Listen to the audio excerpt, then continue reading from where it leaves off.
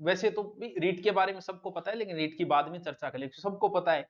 और ये जो चतुर्थ श्रेणी भर्ती है, कई बार बच्चा सोच लेता है फोर्थ ग्रेड है तो अपन के रोड पर सफाई करनी है कि कौन सो काम है, थोड़ा सा पता होना जरूरी है, वेतन कितना है ये। और ये भर्ती आ भी पहली बार रही है। देखो एक बात मैं पहले भी बोल रहा था, इसमें पहले ये चतुर्थ श्रेणी भर्ती है, मुख्यमंत्री इजाजत दी पहली बार। ये जो 2025 है ना, अगर इंगमा कुआरा रह गया नहीं, सरकारी जवाई नहीं बनया, तो आगे मुश्किल ही मुश्किल है। क्योंकि इसमें इतनी भर्तियां हैं, आप खुद देखो, लगभग 30,000 third grade, second grade first grade दोनों मिलाएंगे, अगर पद बढ़े तो लगभग 10,000 हो जाएंगे, कितने 40, लगभग 60,000 चतुर्थ श्रेणी, कितने हो गए 1 लाख। फिर जेल प्रेरी की भर्ती, और राजस्थान पुलिस की भर्ती, एलडीसी की भर्ती, ग्राम सेवक की भर्ती, पटवार की भर्ती, और छोटी मोटी करके कम से कम 50,000 भर्तियां और हो जाएंगी, यानी लगभग 1.5 लाख। और सच्चे बात यह है कि तैयारी करने वाले इतने ही है, टोटल कुल मिला के 1.5 लाख भर्तियां हैं। अब अगर आप अपनी जिंदगी के 60 साल में से अगर 6 महीने या 12 महीने अगर इसको दे दिए, तो मुझे नहीं लगता कि आप बेरोजगार रह पाओगे, थोड़ा ठीक ठाक पढ़ने वाला बच्चा। अब चतुर्थ श्रेणी भर्ती है, अब इसके बारे में डिटेल थोड़ा देखें। लगभग 60,000 पद है, आज तक तो आईडा को नहीं। जीडी के अलावा इतने पद आज तक कहीं नहीं है, जीडी में आया करते थे 40,000 50, और राजस्थान में इतने पद। योग्यता only for 10th pass.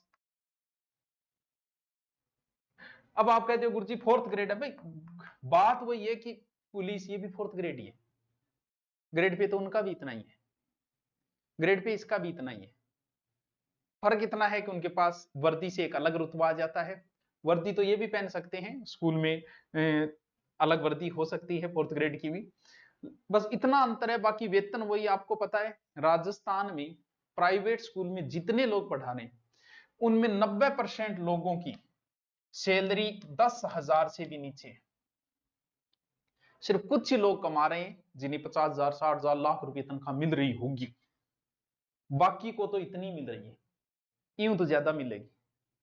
Promotion अगर वहां तो एलडीसी भी बन सकते हो, पढ़ने वाला इंटेलिजेंट ठीक ठाक बच्चा है तो एलडीसी तक बन सकता है, इसके अंदर प्रमोशन भी होगा, तनख्वाह भी मिल रही है। काम क्या है, काम जैसे इसमें ज्यादातर पद जो है स्कूल में आएंगे। अब स्कूल में क्या काम है यार, मास्टर जी चाह पियोगे, सागे थे ही पी लिया, मास्टर जी पानी ले आके दूंगे, अरे घंटों थे कौन, घंटों बजा दूंगा थारो, पूरी स्कूलों घंटों थे ही बजाऊंगा, घंटों बजा देगा, बस ए काम फाइल इनू इन्हें ले जाओ। अरे ढंगी जगह आ गई सचिवालय में और बठा आ गई, तो बड़ फाइल चकना थे ही हो, ले जाना रहा थे ही हो।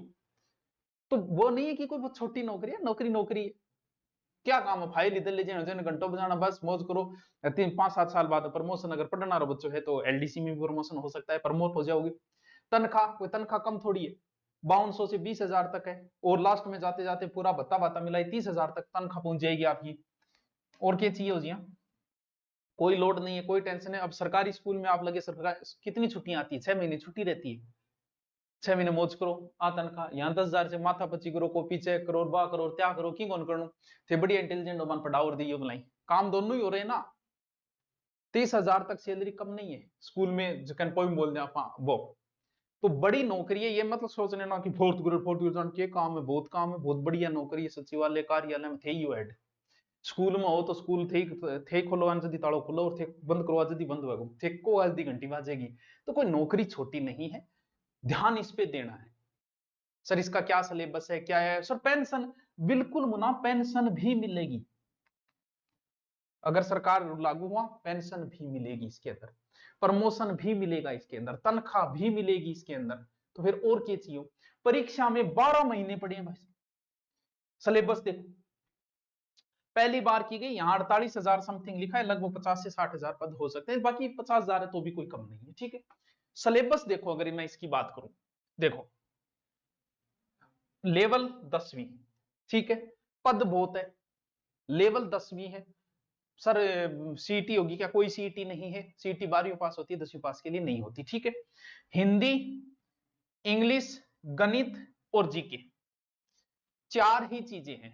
सर मैंने गणित को नहीं आवा, अंग्रेजी को नहीं, हिंदी तो मनावे, जीके में पढ़ू।